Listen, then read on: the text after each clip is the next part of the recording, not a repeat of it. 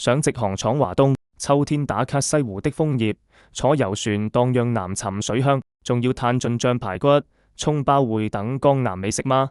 快啲嚟參加我哋華東6天團啦！感受古鎮風情與都市繁華，全程零自費景點，玩得愜意又安心。第一，香港機場集合，直飛杭州，抵達後乘車往市區，入住杭州星海君蘭大酒店或同級，晚間可自由逛酒店附近街區，試一口熱乎乎的蔥包燴，感受杭州夜風情。第二，早餐後乘車往磨陽，抵達後直奔露天歷史博物館、惠山古鎮，包門票，看千年古址與磚雕大宅，走過青石板路，感受江南韻味。之後往清明橋歷史文化街區，乘遊船上江南水龍塘，看運河兩岸百場岱埕。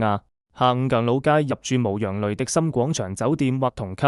第三，早餐後先由乘車往上海，抵達後直奔中華第一商業街、南京路步行街自由活動，逛百貨公司。傍晚往洛克海灘園，看百年歐式建築影夜景，感受上海中西合璧的魅力。入住上海南橋綠地博尼酒店或同級。第四，早餐後之後乘車往湖州，遊千年水鄉、南沉古鎮，包門票加遊船，坐烏篷船看紅磚大宅倒影水面，走過小橋流水，感受古鎮靜物。下午乘車往嘉興，逛南關商歷史街區，入住嘉興海寧瑞萊克斯大酒店或同級。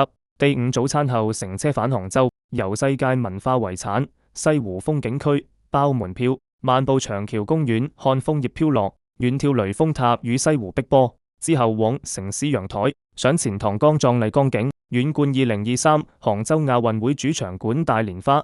傍晚逛來福士廣場，入住星級的杭州臨安萬豪酒店。第六，早餐後往梅家湖茶園，品鑒西湖龍井，了解茶鄉文化。之後乘車往杭州蕭山國際機場，返香港結束旅程。想報名就打我哋熱線電話或加 WhatsApp 留位報名啦。